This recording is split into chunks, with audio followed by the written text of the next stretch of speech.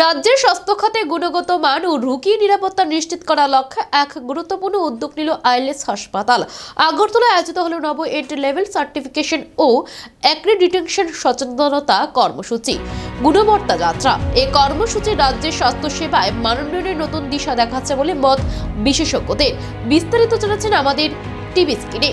Agartala ILS হাসপাতালের উদ্যোগে সফলভাবে আয়োজিত হল নব এন্ট্রি লেভেল সার্টিফিকেশন ও অ্যাক্রিডিটেশন সচেতনতা কর্মসূচি গুণবর্তা যাত্রা। এই কর্মসূচিতে রাজ্যের মোট 30টি রাজ্যের স্বাস্থ্য খাতে গুণগত মান ও রোগী নিরাপত্তা নিশ্চিত করার লক্ষ্যে এক গুরুত্বপূর্ণ উদ্যোগ নিল আইএলএস হাসপাতাল। আগরতলায় আয়োজিত হল নব এন্ট্রি লেভেল সার্টিফিকেশন ও অ্যাক্রিডিটেশন সচেতনতা কর্মসূচি গুণবর্তা যাত্রা। এই কর্মসূচিতে রাজ্যের স্বাস্থ্যসেবা মানোন্নয়নের নতুন দিশা দেখাচ্ছে বলে মত বিশেষজ্ঞদের। আগরতলা আইএলএস হাসপাতালের উদ্যোগে সফলভাবে আয়োজিত হল নব এন্ট্রি লেভেল সার্টিফিকেশন ও অ্যাক্রিডিটেশন সচেতনতা কর্মসূচি গুণবর্তা যাত্রা।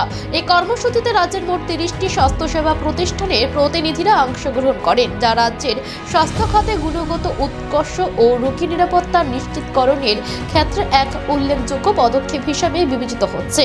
অনুষ্ঠানে আইএলএস হাসপাতালের পক্ষ থেকে উপস্থিত ছিলেন COD doctor Gautam Hazarika, DGM doctor Archana Jain Dutta, operation head Tanuj Saha, quality head Ashwini Srivastava এবং business head Manoj Kumar Debnath.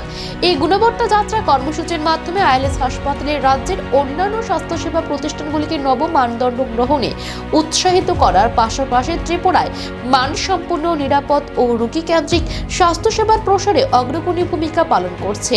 ILS হাসপাতালই বর্তমানে ত্রিপুরায় একমাত্র নব স্বীকৃত হাসপাতাল, যা রাজ্যের স্বাস্থ্য খাতে তাদের নেতৃত্বস্থানীয় অবস্থানকে আরও দৃঢ় করে।